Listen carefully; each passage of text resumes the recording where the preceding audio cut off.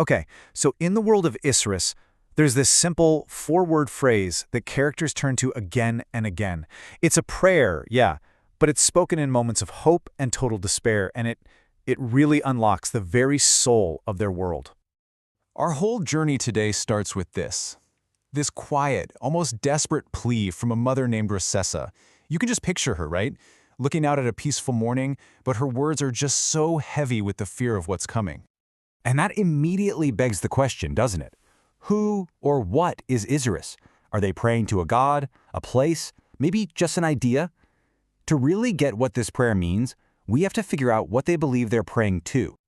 I mean, the name is obviously a huge deal. It's right there in the title of the story. And to understand this prayer, we first have to understand the world where it's spoken.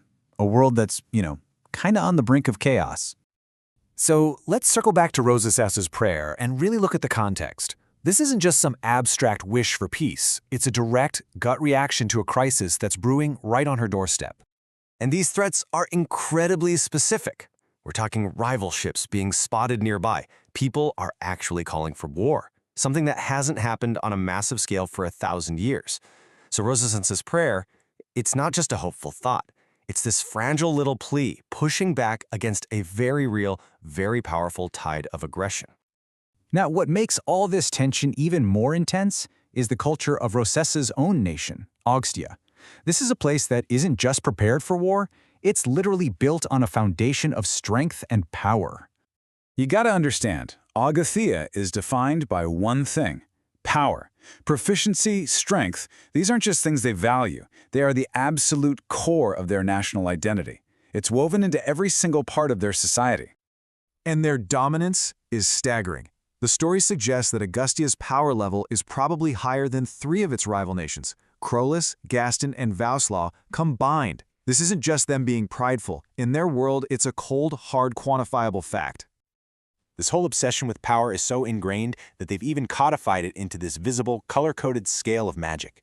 Yellow is the weakest, while red and purple are so rare they're basically myths. Everybody knows exactly where they stand in this rigid hierarchy.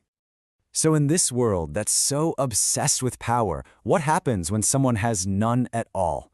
Well, a second prayer shows us a completely different side of Iseris, one that's spoken not in fear, but in this moment of profound relief. Okay, so now we meet Mora. And to say she's hit rock bottom is an understatement. Her home is gone, she's hurt, she's basically a refugee, and she's completely lost in the overwhelming chaos of a huge city. She has absolutely nothing left.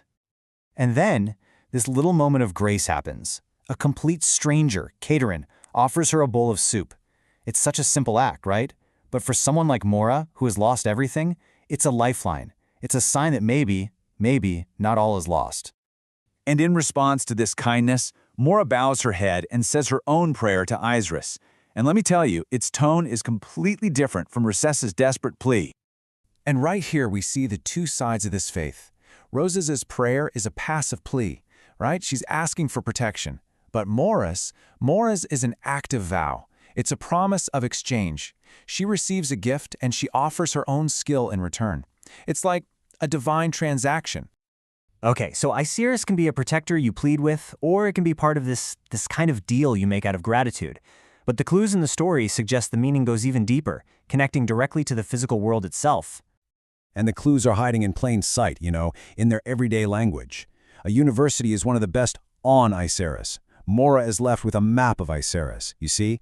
The characters aren't just living under a god's watch, they're living on the god. The name refers to the very land they inhabit. And then we get this absolutely beautiful description of a mountain range that just spells it all out for us. The peaks of the world don't just reach for the sky, they touch Iseris herself. This confirms it. The land and the divine, they're one and the same. So let's put all the pieces together. We have a plea against war, a transactional vow, and this deep, deep connection to the land itself.